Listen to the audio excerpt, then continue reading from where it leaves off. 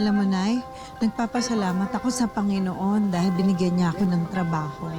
Pero nalulungkot ako kasi hindi ko na makukumpleto yung simbang gabi ngayong taon. Eh ano ba ang hiling mo, anak, kung sakaling mabuo mo ang simbang gabi?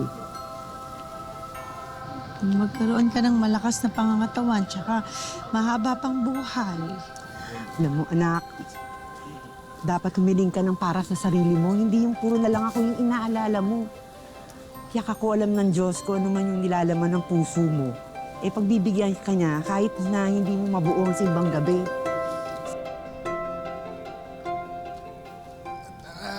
Yung asawa mo, dala-dala ang mga alak.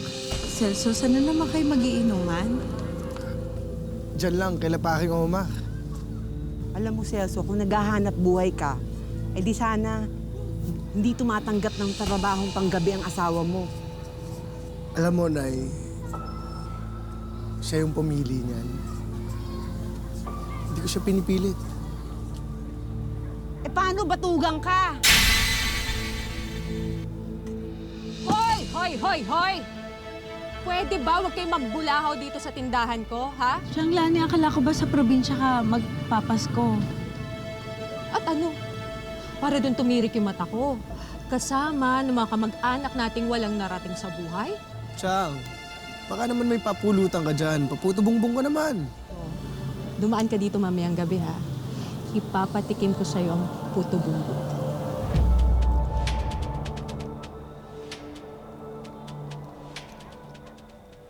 Alam mo, Celso, mabuti pa ikaw magsimba para mahugasan naman ang mga kasalanan mo. Alam mo kung totoong may himala, Gracia. Matagal mo na ako nabigyan ng anak. Tara na nga.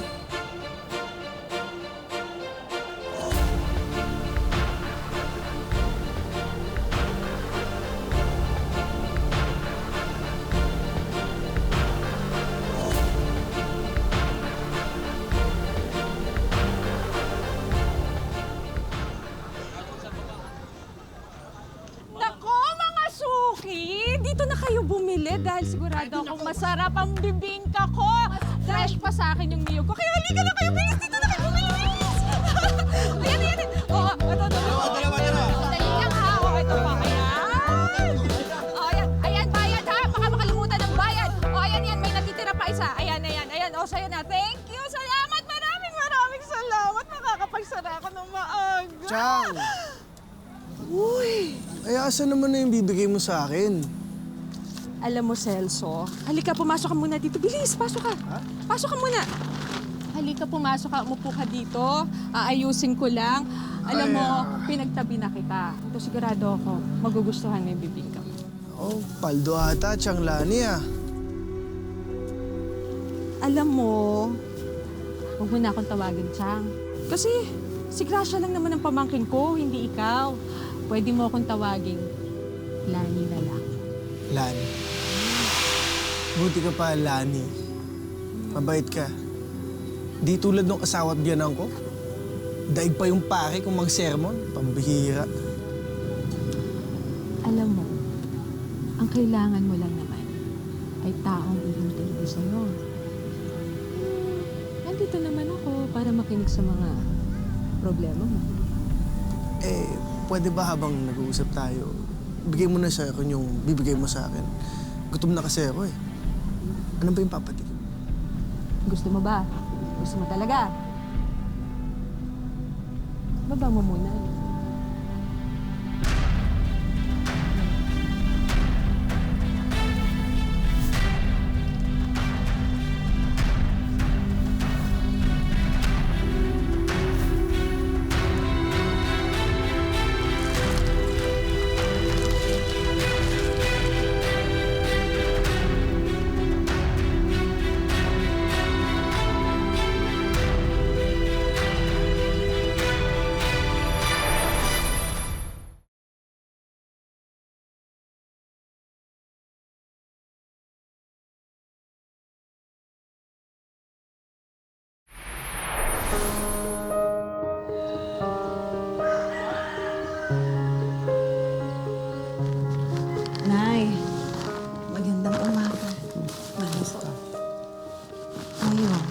tinapay po na hindi nabenta galing sa store. Salamat. Pero pwede pa rin naman pong kainin. Pinabigay nung may-ari. Pang merienda natin. Salamat.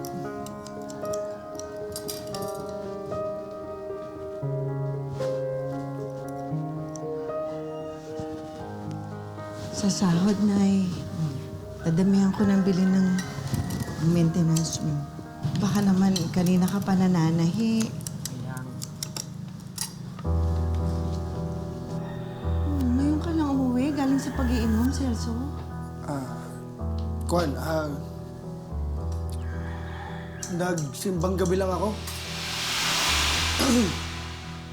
Bala ko sanang kumpletuhin para makahiling dun sa hinihiling kong trabaho.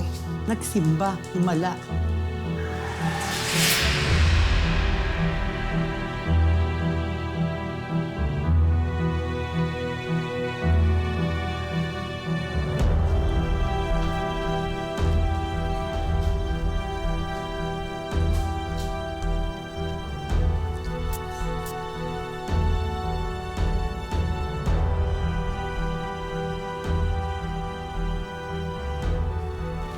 O, saan na naman ang punta mo, Celso?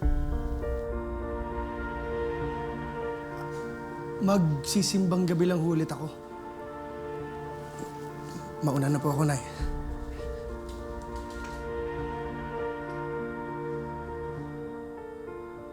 Sana naman hindi mo ginagamit at palusot ang pagsisimba.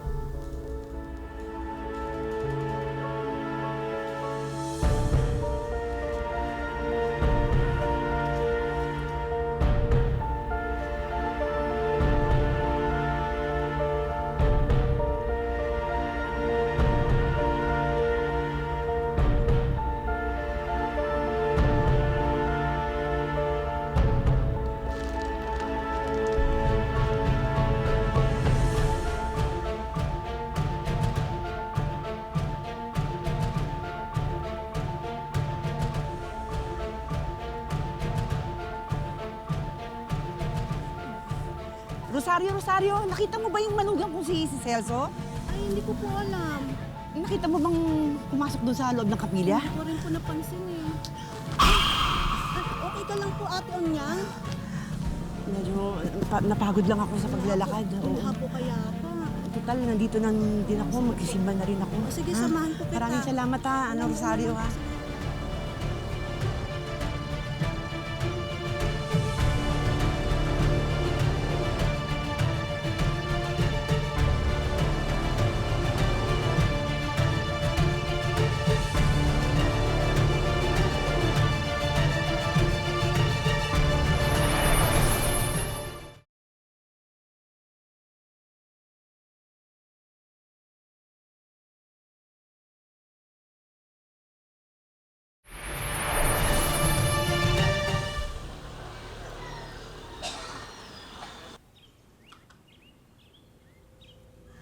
Yan ang sinasabi ko sa iyo, nak eh.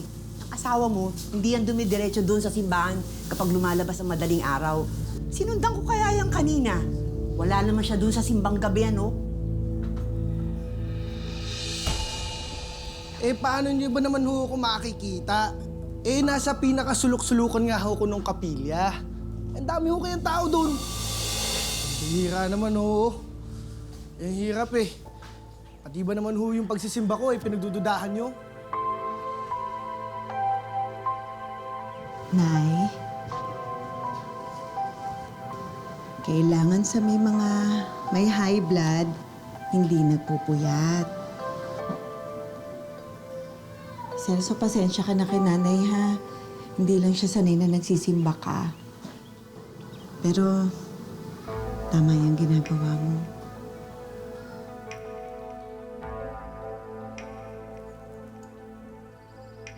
Pasensya ka na, nak ha. Pasensya na rin, ha, Celso. Pasensya na.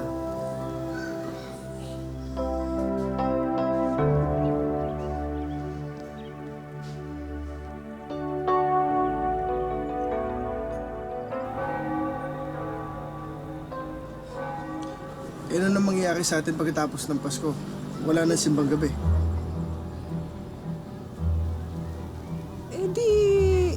Tapos na tayo. Sinamantala lang naman natin yung siyam na madaling araw na magkita tayo, hindi ba? Teka, sandali. Ano ba balak mo, ha? Magsama tayo? Tapos ano? Ako ang bubuhay sa'yo? Alam mo, balikan mo na lang yung pamangkin ko.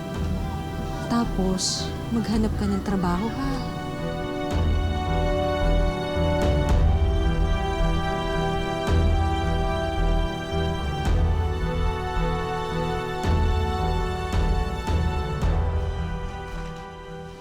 Saan ba natin to pwedeng ilagay? Ang dami pa na itong dito. Pwede pang in-design, no? Ano na siya? Di bali na yan. natin ayusin, Ikot na ha. Para hindi halata. Para maganda yung tindahan natin. Kita mo naman. Ang dami pa dito. Oh. Sayang naman kung hindi na. Ay! Celso, ano ba? Boss, pasensya na po. Kaya naman pala gustong-gusto mo dito nagtatrabaho eh. Kasi kalandian mo yung boss mo. Siraulo ka! Celso, tama na. Ano? Lulusot ka pa? Eh, kitang-kita ko paano kayo nagkahawak kamay na itong hayop na to eh. Ano? Ha? Celso, ano ba? Ano ba pinagsasabi mo? Gracia, paalisin mo yung asawa mo ha. Kundi papakulong ko yan. Celso, ano ba problema mo? Akala ko naman nagsisimba ka na, kaya nagbago ka na. Pero mas lumala ka. Ayos ka.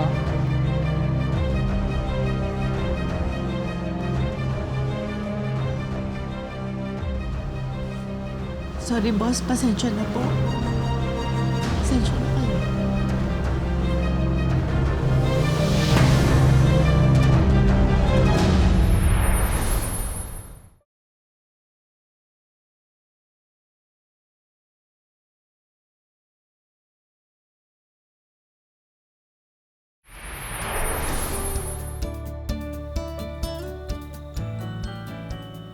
Okay po, thank you, Father. Pero mamaya pa daw start na. Kuya Vic, Oh, Gracia. Ngayon ka lang yata uli nakapagsimba dito ah. Dati taon-taon nakatapos ka ng simbang gabi. busy po kasi sa trabaho eh. May tatanong lang mo sana ako. Ano yun? Nagsisimbang gabi ho ba dito si Celso? Kukumpletuhin daw niya po kasi yung Misa de Gallo eh. Sa siyam na araw na yun, imposibleng hindi ko siya makita o mapansin dito. Patingtingin naman ako sa paligid. Pero si Celso, hindi ko talaga nakita ng simbang gabi, ni minsan.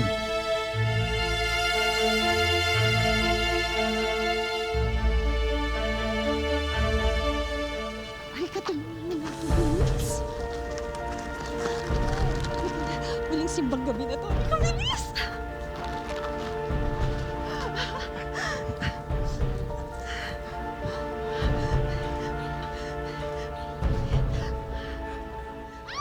Sunog! Sunog!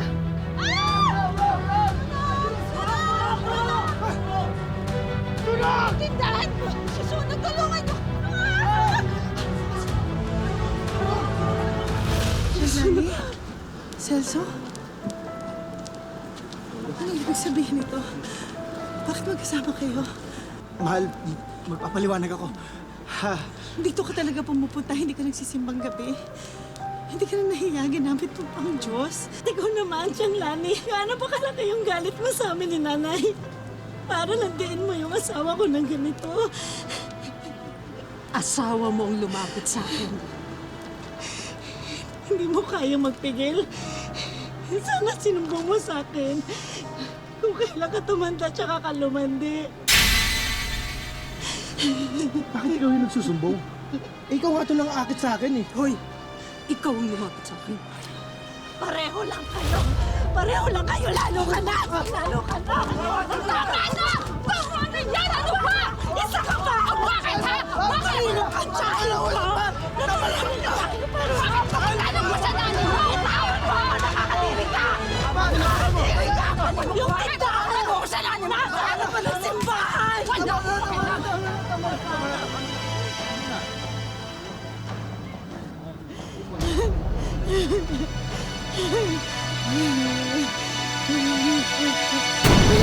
Yung mga gamit ko! Teka lang, teka Teka lang! Mahal! Mahal, pahawa mo na. Patawakin mo na ako. Sige na, nagkamali ako. Alam ko, pero... Kakamali kung isang beses walang ginawa. Pero sinunod mo yan siyang na araw. Pangako.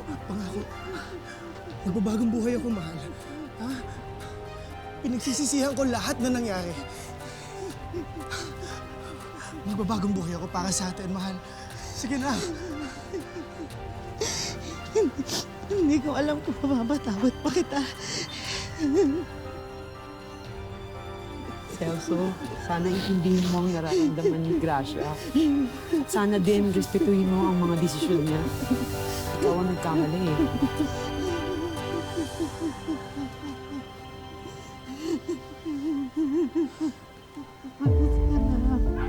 Umalis ka na. Umalis ka na.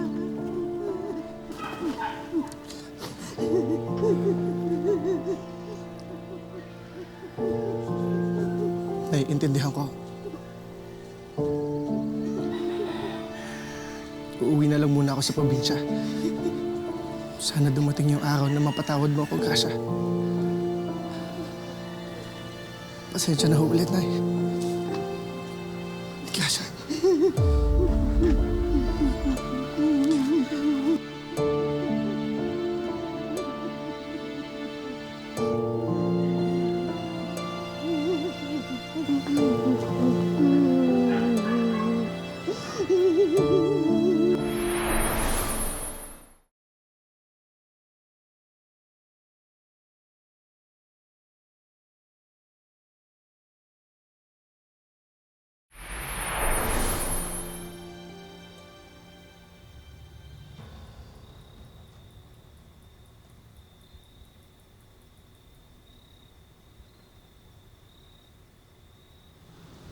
Gracia? Celso? Kailan ka pa nakabalik? Nung isang buwan lang. Magsisimba ka? Oo.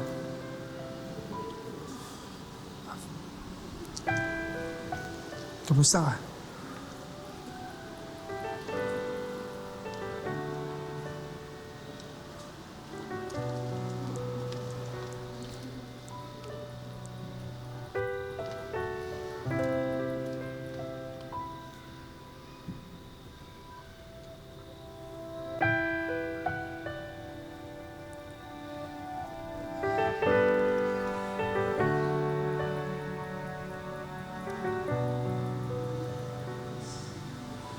Simula na magkahiwalay tayo, lumapit ako sa Diyos para humiling ng tulong para magbagong buhay.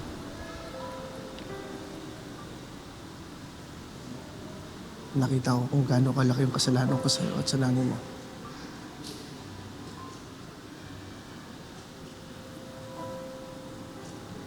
Kaya kung bibigyan mo ko ng isa pang pagkakataon, papatunayan ko sa'yo na bago na ako.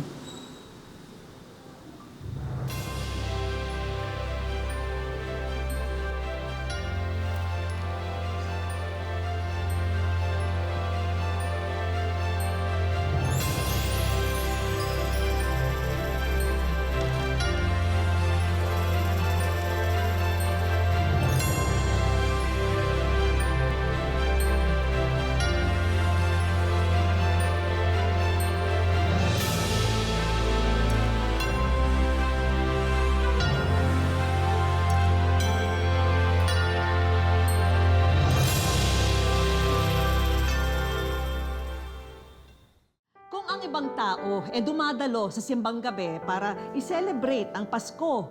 Si Celso, pagtataksil pala ang inaasikaso. Alalahanin natin lagi ang ating asawa at mga anak. Dahil oras na si Mister o kahit pa si Mrs. ang magpadala sa tukso, hindi lang tiwala sa isa't isa ang masisira, kundi ang kanilang mismong buhay at pamilya. Ngayong Sabado, may espesyal na karakter kaming isinama sa ating tampok na kwento. Siya po ang ating mystery wisher. Ang kwento ng kanyang buhay ay may hawig o pagkakatulad sa ating tampok na kwento. Nahulaan niyo na ba kung sino ang ating mystery wisher? Mga kapuso, oras na para kilalanin natin siya. Napanood niyo na siya kanina. Sino kaya siya? Ang ating mystery wisher ay si Magdalena. Nakita natin sa kwento kung gaano niya kamahal ang hanap buhay na 2 dekada na niyang ginagawa. Ang pagtitinda niya raw ng bibingka at puto-bungbong ng araw ang bumuhay sa kanyang pamilya. Subalit, hindi na nga raw kasing tamis ng paninda niyang puto-bungbong ang naging kapalaran ni Magdalena. Taong 1995, nagbakasakali siyang magtrabaho bilang isang domestic helper sa Middle East sa pag-asang mabigyan ng maginhawang buhay ang kanyang pamilya. Nag-abroad ako para sa mga anak ko, sa pamilya ko. Lalo siyempre sa mga anak ko.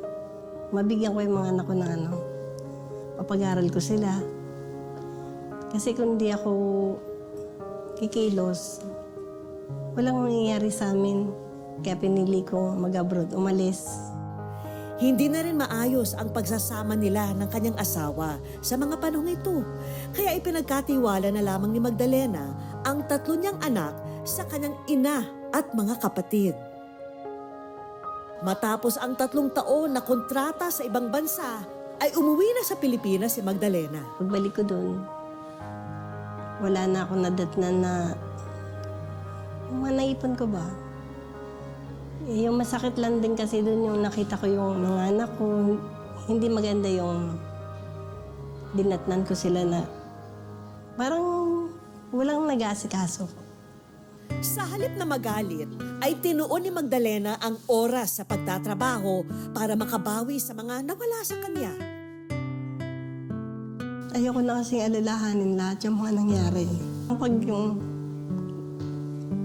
nababanggit, parang nare-recall ko ulit yung mga nangyari sa amin. Kaya nga hanggat maaari ayokong pag-uusapan.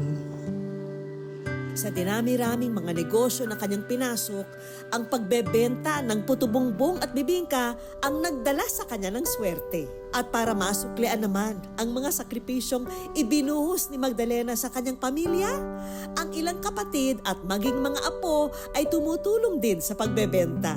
Abit kasi sa akin ang utol ko eh. Kahit nakikita ko yung medyo nahihirapan din siya sa mga anak niya.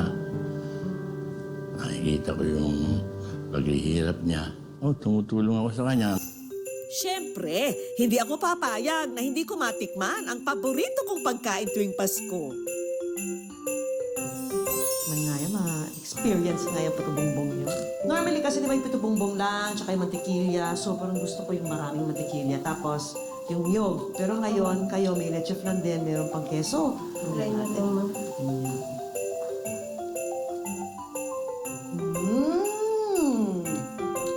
Blockbuster. Sarap. Kaya pala mabenta. Tuloy natin yung kwentuhan natin. Sige po. Sa lahat ng pinagdaanan nyo, ang dami niyong pinasukan. Opo. Ang daming trabaho niyong naranasan. Opo. Pero dito kayo pinaka-jumakpat. Pero Opo. ano yung natutunan niyo dito sa iba't ibang pinasukan niyo po? Huwag pong susuko, Ma'am Vicky. Laban lang po. Huwag kang hihinto. Kasi pag nagano ka, pag nadapa ka, kailangan bumangon ka. Ganun lang po yung gagawin natin lagi. Huwag tayo mawawala ng pag-asa, lalo na nandiyan si Lord. Kayo, kuya. O ba? Nangyari sa kanya. Kaya, ito pa, ginagawa ko rin yung hindi nagawa sa'yo ng magulang mo. Ako na umahan sa'yo. Maraming salamat. Oh, sige na ka. Ay, nako. Talagang merry ang Christmas ni Magdalena dahil sa mga inihanda naming regalo para sa kanya. Yung mga surprise ng wish ko lang para po sa inyo. Handog namin sa kanya ay mga bagong gamit sa paggawa ng puto-bungbong at bibingka. Kompleto po yan sa mga gamit para ma-upgrade niyo po yung mga gamit niyo ngayon sa Thank you po. negosyo. May kasama pang ibang appliances.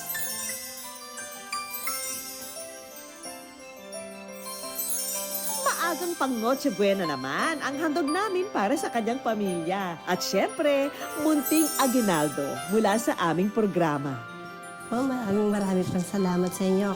At sa lahat po ng staff, maraming salamat. Mga kapuso, lagi po nating tatandaan, hanggang hindi tayo napapagod, humiling at maniwala, hindi tayo mapapagod lumaban sa buhay. Para sa iba pang mga kwentong itinampok ng Wish Ko Lang, i-follow lang ang Facebook page ng Wish Ko Lang at GMA Public Affairs. Mag-subscribe na rin sa GMA Public Affairs YouTube channel. At para sa mga gustong mapagkalooban ng kanilang natatanging hiling, sumulat lang sa amin, kalakip ang maikling kwento ng inyong buhay.